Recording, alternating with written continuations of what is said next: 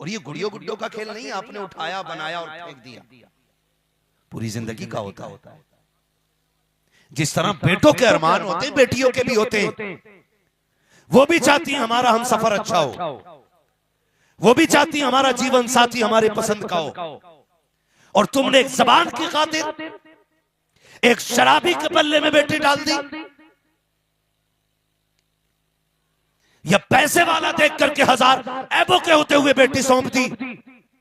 सुने, बेटियां दौलत की वजह से खुश नहीं रहती, बेटियां मोहब्बत की वजह से खुश रहा करती हैं।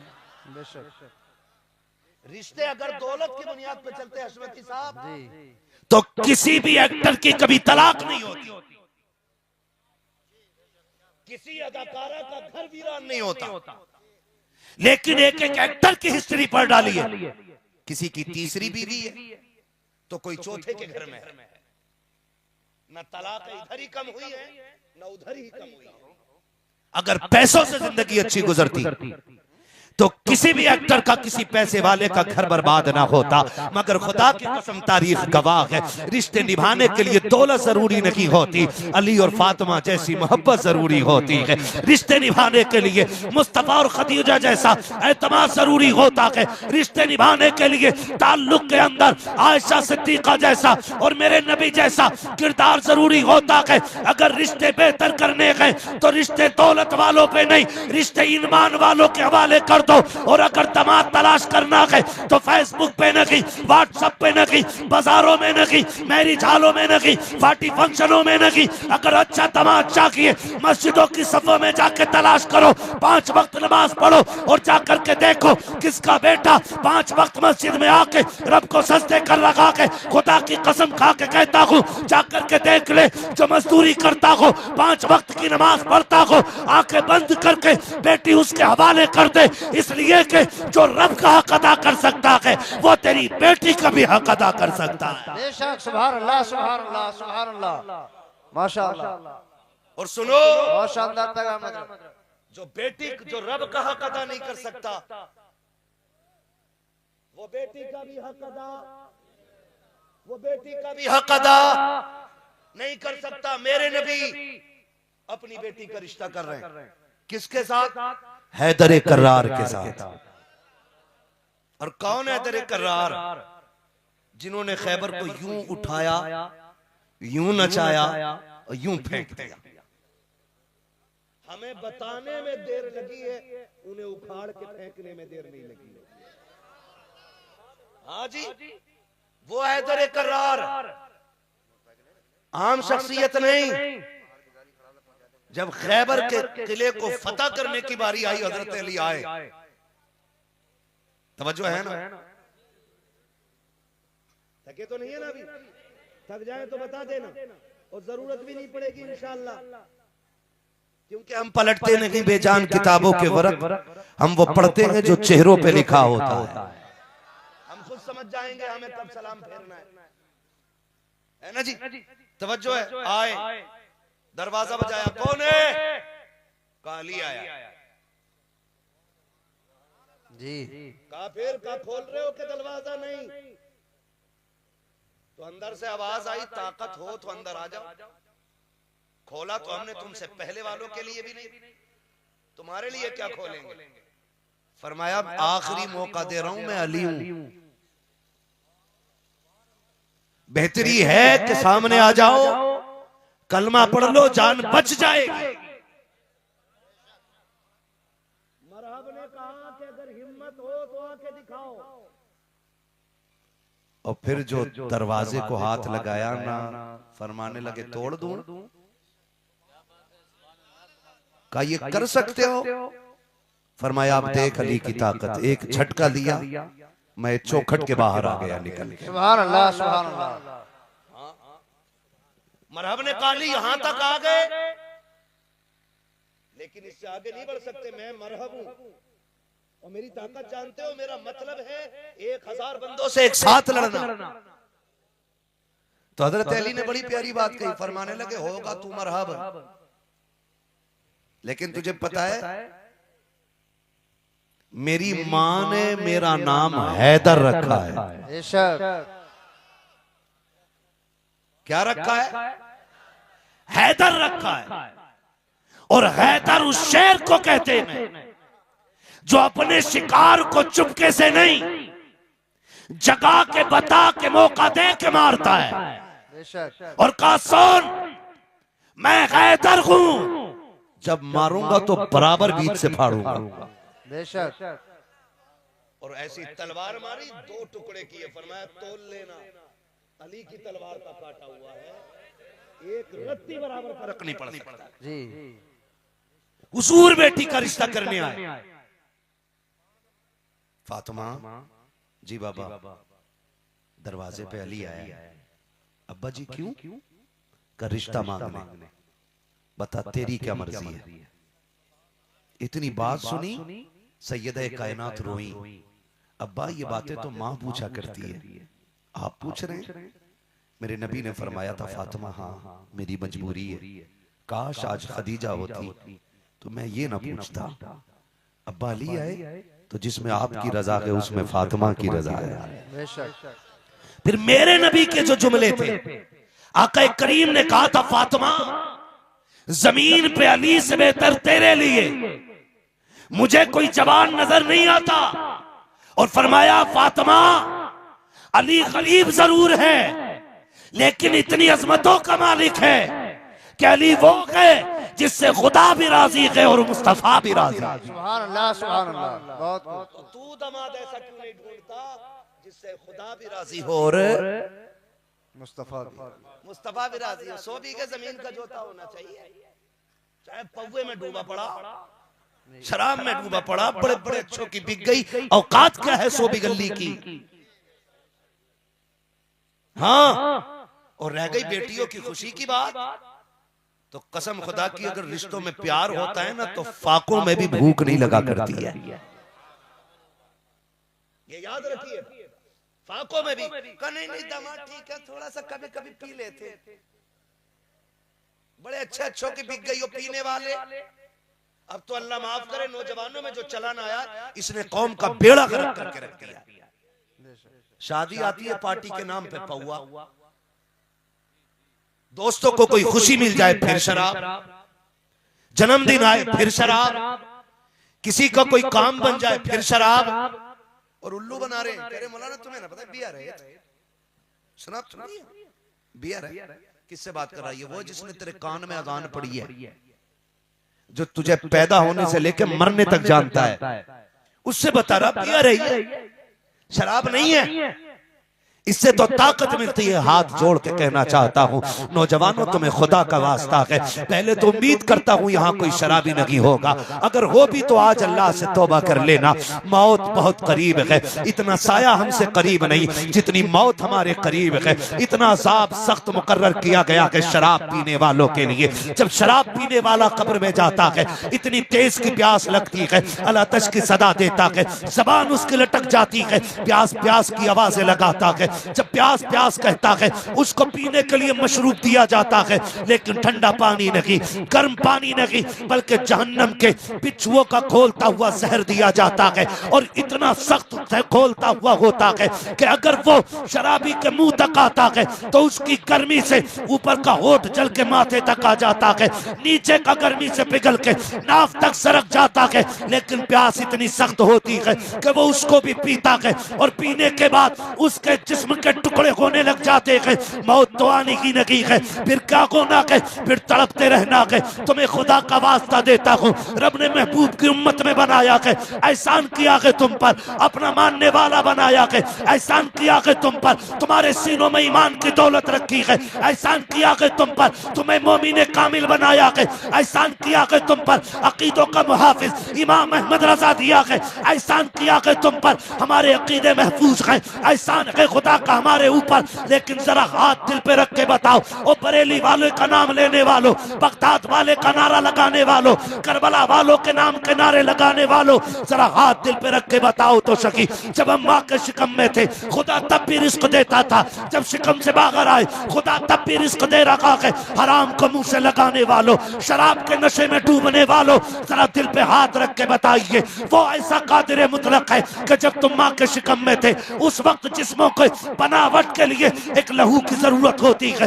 एक खून की जरूरत होती है, वो भी नापाक खून, वो भी गंदा खून। अगर वो मुंह के जरिए जाता तो मुंह नापाक हो जाते। सलाम करो खुदा की रहमतों को कि जिसने इतना धर्म रखा है, इतना भरम रखा है कि जब हम माँ के शिकम में थे हमें नापाक खून मुंह के जरिए नहीं दिया गया, नाफ के जरिए दिया गया ताकि इसका मुंह पाक रखे। ए मालिक बता तो सकी, वो लहू मुंह से भी तो जा सकता था, वो मुंह के जरिए ग़िज़ा बन सकता था। गैब से आवाज आती है, नादान इस मुंह से हमको तेरे ज़बान से अपने महबूब की बातें करानी थी, इसलिए हमने शिकम में भी मुंह पाक रखा है और दुनिया में आने के बाद तेरे जन्म में भी मुंह को पाक रखा जाए। सुभान अल्लाह, सुभान अल्लाह, बहुत खूब, माशाअल्लाह, सुभान अल्लाह, बहुत यार,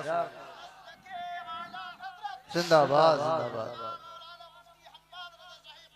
जिंदाबाद। ना पियो नौजवानों, हट जाओ हट जाओ।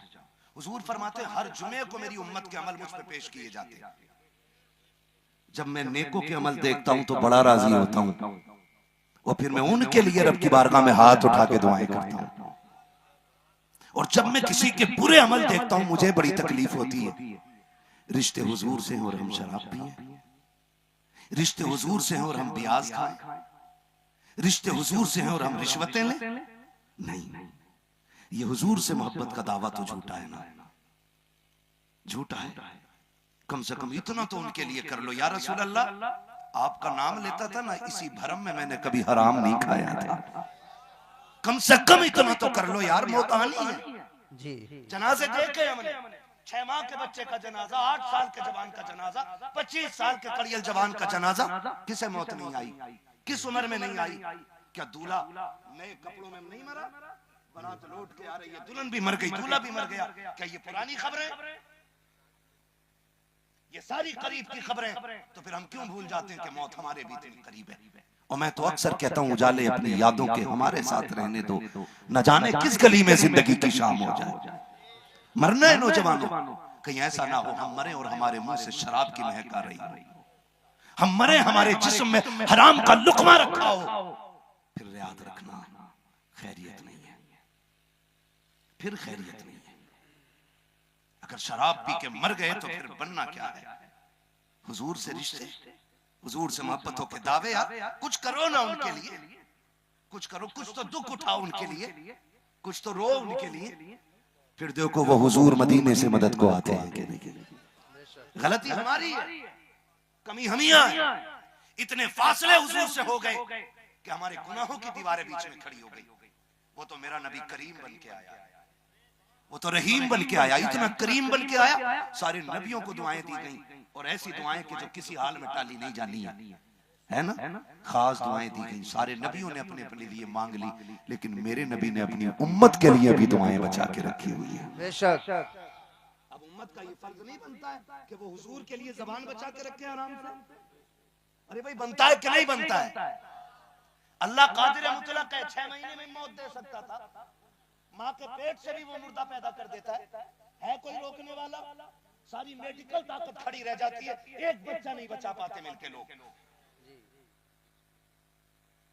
बड़े बड़े अमीरों की दौलत रखी रह जाती है, बगैर किडनी के एक बंदा जिंदा नहीं रह सकता। औकात क्या है इंसान? कुछ नहीं ना। वो चाहता तो हमें 6 महीने में भी तो मार सकता था, आज होते 12 साल में मार देता तो आज हम होते। उसने अगर इतनी लंबी उम्र दी है तो उसका शुक्र अदा करें और कहें मालिक तूने इतना मौका दे दिया है कि हम रो के तुझे राजी करके दिखा सके। कुछ तो करें हुजूर के लिए नौजवान। मैं कहता हूं कुछ ना करो, ये जिंदगी फानी है। मैं आज ही आऊं, अल्लाह जाने कल किधर होना है। इतने लोग बैठे, खुदा जाने कौन सूरज कल का देखेगा कि नहीं देखेगा। हो सकता है किसी की जिंदगी में आज आखिरी जलसा हो और आप खुद भी फैसला करें, जो पिछली बार आपके साथ जलसों में होंगे वो आज इस बार यहाँ नहीं कब्रिस्तानों में लेटे। ऐसे कितने चेहरे हो सकते हैं ना भाई, कई चेहरे हो सकते हैं। कई लोग हमारे बीच नहीं है। पिछले लोग कितने, पिछले साल कितने लोगों ने हमारे साथ बैठ के इफ्तार किया है और इस बार रमजान में नहीं होंगे। मगर याद रखना, किसी के जाने से कभी कमी पड़ी है नहीं ना। जरा सी देर लगती है, जगहें भर जाती है। यहाँ किसी की कमी महसूस न तेरी होनी है न मेरी होनी है, जरा सी लज्जत के लिए नशे में डूब गया जवान। रिश्वत इसलिए ले रहा है ताकि बिल्डिंगें बना लो। हराम शॉर्टकट के लिए दौड़ गए लेकर के ताकि पैसा हो और हम चमके। मौत उन्हें भी आ गई जो BMW में थे, और वो भी मर गए जो छप्पर में लेटे थे। लेकिन याद रखना, जनाजे उनके याद रखे जाते हैं जो रब रसूल के लिए जिया मरा करते हैं। ये याद रखिएगा। मेरा गरीब नवाज हिंदुस्तान में ना एक लाठी, एक लोटा बदना और एक जोड़ी कपड़े और एक मुसल्ला लेकर के खाली आया था। इतना लिबास पूरा था मेरे गरीब नवाज का। एक जोड़ी कपड़े, एक लोटा, एक लाठी और एक मुसल्ला और एक वो कटोरा पानी वाला, ये सारा सामान था। और जब विसाल का वक्त आया ना, तबीयत खराब हुई, लोगों ने कहा हुजूर खैर है। फरमाने लगे अच्छा जरा लोग गवाह हो जाओ कि मैं हिंदुस्तान जब आया था तो बताओ मैं कितना सामान लेके आया था। लोगों ने कहा हुजूर एक लाठी थी, एक लोटा था, एक कटोरा पानी का और एक मुसल्ला था।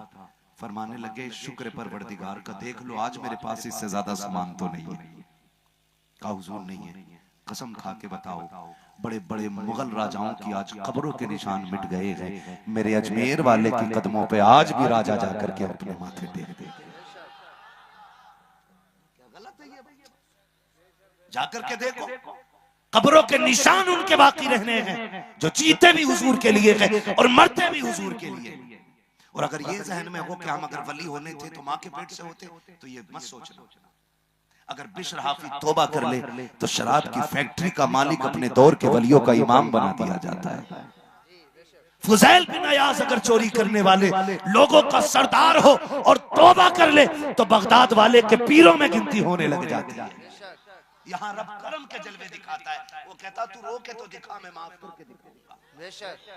हमें तो रोना ही नहीं आया, हम तो डूब गए शराब में जाकर के। किसी ने कहा गलत है, कहा हाँ जी जैसे तू जन्नत में चला जाइए। मसला खाली जन्नत का नहीं है, मसला तो ये भी है कि वो लोग जो जानबूझ करके हुजूर को तकलीफ देते हैं वो किस मुंह से कब्र में हुजूर का सामना करेंगे। पहला सामना कब्र में हुजूर से है कि नहीं? और आशिक तो ये कहता है इतना तो कर्म करना ए चश्मे करीम आना, जब जान लबों पर हो तुम सामने आ जा। हम तो चाहते ये हैं कि मौत ही तब आए जब मुस्तफा के जलवे सामने होने जाए। हम तो मरने से पहले ही उन्हें देखना चाहते हैं, ये हमारी तमन्ना है, हम मरने से पहले देखें। ओ भाई अल्लाह ना करे, अल्लाह ना करे, अल्लाह ना करे, अगर इस हाल में मर गए कि हुजूर को दुख हो रहा होगा तो फिर कब्र में किस मुंह से हुजूर का सामना होना है। बैठे ना सारे नौजवान में, मैं कुछ नहीं कहना चाहता। आप पैसे वाले, आपके पास दौलत है, कब्र में काम नहीं आनी है। कब्र में काम। और मुझे तो हैरत होती है, आज शराब पीने वाला बड़े फख्र से कहता ब्रांडेड पीता हूं, लेकिन सुनो जो शराबी होते हैं ना वो अच्छे बाप बन सकते हैं, ना वो अच्छे शौहर बन सकते हैं, ना वो अच्छे बेटे बन सकते हैं, ना वो अच्छे भाई बन सकते हैं, और ना वो अच्छे पड़ोसी बन सकते हैं, ना वो अच्छे इंसान बन सकते हैं। ये के लिए हम जानते हैं, हमने लोगों के दुख सहे हैं, सुने हैं, हमने लोगों की तकलीफें सुनी हैं, हमें पता है। अगर गलत लगती हो मेरी बात, चलो मेरे साथ में आपको मुआशरा दिखाऊं। शराबी जिंदा होता है, औलाद यतीमों की तरह रहती है। शराबी जिंदा होता है, बीवी बेवा की तरह होती है। कम से कम अपने लिए न सही, अपने बच्चों के लिए यार मान जाओ, अपने बच्चों के लिए मान जाओ। तुम्हारे जीते जी कहीं बेटियां तुम्हारी यतीमों की तरह जिंदगी न गुजारे। आज भी जब ना बाप नशे में धुत होके गिरता है, कोई उसकी तकलीफ पे रोए ना रोए, बेटियां चीख जाया करती हैं,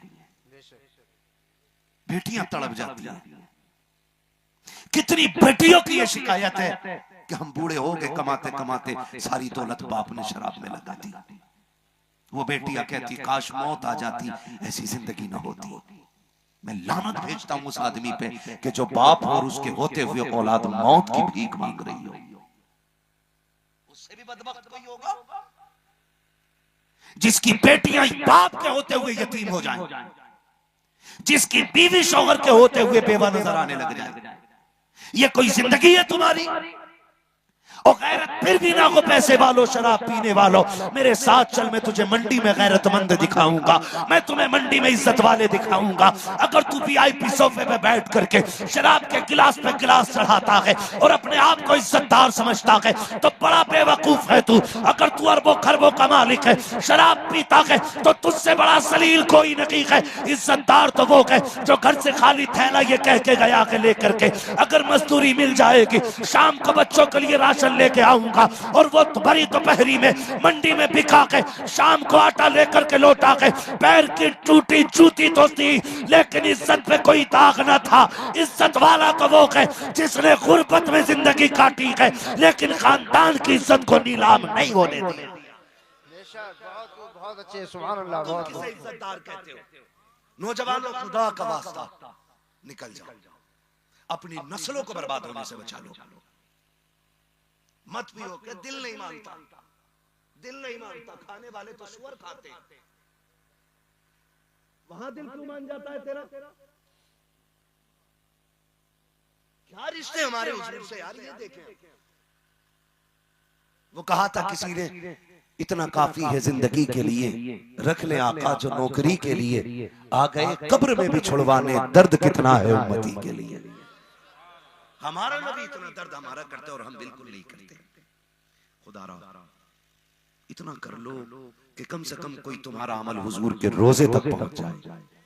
अच्छा अमल हुजूर के रोजे तक ऐसा पहुंचे कि जिस पे हुजूर फख्र कहें कि ये मेरा उम्मती है। इतना तो कर जाओ यार, इतना तो कर जाओ कि हुजूर को उस अमल पे फख्र हो कि ये मेरी उम्मती का अमल है, ये मेरे गुलाम का अमल है। हुजूर फख्र से कहे। मैं अक्सर ये बात जिक्र करता हूं, अल्लाह करे आपके जहन में उतर जाए। दुनिया ही सब कुछ नहीं है, दुनिया ही सब कुछ नहीं है। हुजूर की मोहब्बत बड़ी चीज है। लोग मदीने जाके खाली लौट आते, कहते मैंने 8 उम्रे कर लिए, मैंने 12 कर लिए। मैंने कहा फिर क्या फायदा है? मजा तो तब है जब एक बार जाओ तो गुनाह की गठरी लेके जाओ, जब उधर से आओ तो जन्नत का परवाना लेके आने चाहिए। इस जिंदगी का मजा है जीने का, इस जिंदगी का मजा है। कहता नहीं मेरी मजबूरी है जी, मुझे झूठ बोलना पड़ता वरना बिजनेस नहीं होगा, मुझे चोरी करनी पड़ती है वरना बरकत नहीं होगी, वरना मैं बचा ही नहीं पाऊंगा कुछ। रज़्ज़ाक़ कौन है आप मुझे बताएं, रोजी कौन देता है? सारे बोले, नाराज हो रहे, कल जाके गाली दे देना, आज बोल लो। रोजी कौन देता है? सारे बोले कौन देता है? रज़्ज़ाक़ कौन है? वो इतना बड़ा करीम है कि पत्थर में कीड़े को हरी पत्ती दे देता है तो अपने महबूब के गुलामों को जमीन पे हलाल रिज़्क़ नहीं दे सकता है। इतना यकीन है कि नहीं रब पे? जितनों को है हाथ उठा के कहें बेशक दे सकता है कि नहीं? दे सकता है। फिर भरोसा अल्लाह पे करो। किस पे करना है? अल्लाह पे करना है। फिर देखो मदद अल्लाह की तरफ से आती है कि नहीं। आजमाइशें भी आएंगी अगर आप करेंगे अमल। ऐसा नहीं है कि आप बैठ गए और फिर जिब्रील मन्नो सलवा ला रहे हैं और आप दवा दब खा रहे हैं और सो रहे हैं। ऐसा भी नहीं होना है। मुश्किलें आनी है। जब मेहनत मेरे नबी ने की है तो उम्मत को भी करनी पड़ेगी, करनी पड़ेगी उम्मत को भी मेहनत। तो फिर यहाँ ये मसला नहीं कि हम अल्लाह वाले हो गए तो अब जन्नत का खाना क्यों नहीं उतरा है। जरा सुने, अल्लाह करे ये दिल हमारे सीनों में ऐसे धड़कने लग जाए कि इसकी खबर किसी को हो ना हो, हुजूर को हो जानी चाहिए। एक नौजवान था, ये बात मैंने कई बार बयान की है लेकिन आज फिर कर रहा हूं ताकि ये बात आपके दिल में उतर जाए। रिश्ता हुआ नौजवान का, जब नौजवान का अल्लाह जज़ाए खैर दे, जब नौजवान का रिश्ता हुआ ना तो शादी के दिन करीब आ गए। शादी हुई, माशाअल्लाह। आगे बैठे रहिए, तवज्जो है ना, आप मुझे देखिए। शादी रिश्ता हुआ, शादी के दिन करीब आ गए, लड़का दूल्हा बना, ससुराल पहुंच गया। जब ससुराल पहुंचा तो शोर मच गया। बेटियां भी सुने और बेटे भी सुने इस बात को। कहा जी इसके साथ निकाह नहीं करना है। कहा क्यों? कहा ये लड़का वो नहीं है जो हम देख के आए थे। तवज्जो है ना सर, सुन रहे हैं ना? ऐसा तो नहीं मैं बिला वजह पसीना बहा रहा हूं। लड़की वालों ने कहा कि हम इसके साथ बेटी का निकाह नहीं करेंगे। कहा क्यों? कहा ये वो लड़का नहीं जिसे हम देख के आए थे। बाप ने कहा मैं कसम खाता हूं वही बेटा मेरा। कहा ये तो हम भी जानते हैं। कहा फिर? कहा बात यह है कि जब हम देख के आए थे ये क्लीन शेव था, अब इसके चेहरे पे दाढ़ी है, दाढ़ी के होते हुए हम बेटी का निकाह नहीं करेंगे, चाहो तो बारात ले जाओ। जब इतनी बात कही ना तो बाप टेंशन में आ गया। उसने कहा क्या करें? बेटे के पास गया, बेटे मामला उलझ गया। कहा क्या? कि लड़की वालों ने निकाह करने से इनकार कर दिया। उसने कहा क्यों? कहा वो ये कहते हैं कि जैसे हम लड़के को क्लीन शेव देख के आए थे, क्लीन शेव, वैसा ही अगर ये होगा तो हम निकाह करेंगे, दाढ़ी वाला दामाद नहीं चाहिए। तो कहा आप क्या कहना चाहते हैं? कहा बेटे एक काम करो, दाढ़ी मुंडा दो। बेटे ने कहा अब्बा जब हज करके आए थे तो आपने मुझे बताया था कि मैं हुजूर के रोजे पे गया तो जालियां देख के बेहोश हो गया था। उसने कहा अब्बा वो कौन सा इश्क था जो जाली देख के बेहोश कर गया था, और अब कौन सा इश्क है जो बेटे की दाढ़ी मुंडाने की आप बात कर रहे हैं? बाप ने कहा बेटे बात इज्जत की आ गई है, बारात लौटेगी दुनिया क्या कहेगी, बारात वापस जाएगी दुनिया क्या कहेगी। बेटे दाढ़ी मुंडाले में बाप तेरा मेरी खातिर दाढ़ी मुंडाले। बेटे दाढ़ी निकाह के बाद दाढ़ी रख लेना, फिर तुझे कोई रोकने वाला नहीं होगा। बाप ने जैसी बेटे से इतना कहा है, उसने कहा बा अगर बारात लौटी तो? कहा बेटे मेरी इज्जत चली जाएगी। और कहा बा अगर दाढ़ी मुंड गई तो? कहा बेटे अगर दाढ़ी मुंड गई तो निकाह हो जाएगा। बेटे ने कहा ना बा अगर बारात लौटी तो तेरी इज्जत चली जाएगी, अगर मैंने दाढ़ी मुंडा दी तो मेरे महबूब की इज्जत पे बात आ जाएगी। कहा बता तेरी इज्जत बड़ी है या मेरे महबूब की इज्जत बड़ी है? कहा मैं तेरी इज्जत के लिए महबूब की इज्जत पे हाथ नहीं उठने दूंगा। उसने कहा सुन, कान खोल के सुन ले, जायदाद का मालिक मैं हूँ, जमीन का मालिक मैं हूँ, प्रॉपर्टी मेरी है, बैंक बैलेंस मेरा है, अगर तू मेरी नहीं मानेगा मैं जायदाद से बेदखल कर दूंगा, फैसला कर ले। बच्चे ने कुछ देर सोचा और उठा, अपने सर का सेहरा उतारा, कचड़े के ढेर पे फेंका और फेंक के कहा था बाबा जा बारात लेके वापस चला जा, तेरी दौलत तुझे मुबारक हो, नबी की सुन्नत मुझे मुबारक हो। अल्लाहु अकबर या रसूल अल्लाह, मरहबा।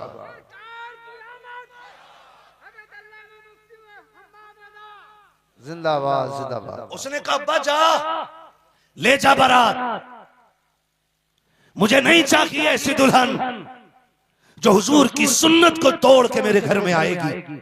उसने कहा सोच ले खूब। उसने कहा जब सोच लिया तो फिर सोच ही लिया गया।